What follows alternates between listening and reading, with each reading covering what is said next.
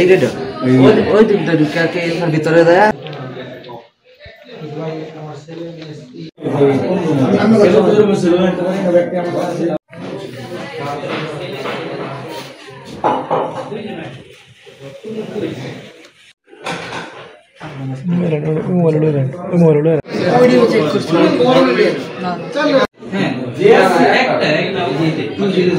শেষ করে প্রত্যেকটা রাত মনে নিম্নে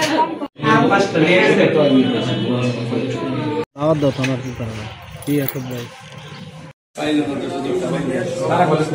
গতকাল রাত 2টা থেকে 2টা বা 2টার মধ্যে হবে তারা জ্বালানোর গ্রিল কেটে আমার ঘরের ভিতরে প্রবেশ করে ভিতরে ঢুকছিল 8 থেকে 9 জন লোক। তারপর বাইরেও লোকজন আসছিল। মনে হয়েছে আসার পরে সাথে সাথে আমার হাত মুখ চোখ সব বাইদা ফেলায় আমার ছেলে মেয়ে সব একসাথে এক ধরে নিয়ে তার বন্দি করে এবং বলে কোনো কথা বললে তাদের মেরে ফেলাবো, তোর ঘরে কি আছে সব দিয়ে। পরে টাকা পয়সা নগদ টাকা ছিল মসজিদ মাদ্রাসা 50,000 এবং 70,000 টাকা উঠাই নিয়ে আসছিলাম। আমি ঢাকা যাবো আজকে আমার শালার বিয়ে শুক্রবার দিন, যে নাকি কেনাকাটা করান। আর আমার ওয়াইফের ছিল 50,000 নগদ। আর আমার ওয়াইফের সোনা অলঙ্কার, গলার চেন, হাতে কানের রিং, হাতের বালা এগুলো নিয়ে গেছে। আর আমার বোন আসছে ঢাকা থেকে, আমি নিয়ে আসছি 3 দিন আগে বেড়াইতে আসছে।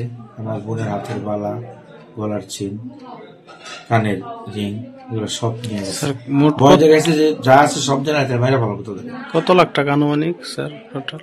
আনুমানিক নগদ কেস 3.5 লাখ 4 লাখ টাকার মতো হবে সব মিলায়। আমরা তো হিসাব করি নাই।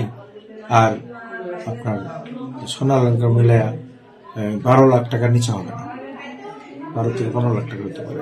কাউকে চিনতে পারছেন কি স্যার? না, এমনি আগে স্যার মুখ বন্ধ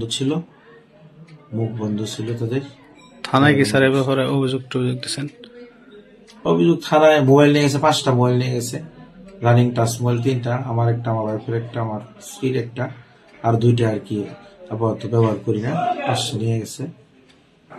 থানায় ইনফর্ম করছে আর কি যে যাতে এই মোবাইলগুলো উদ্ধার করার জন্য।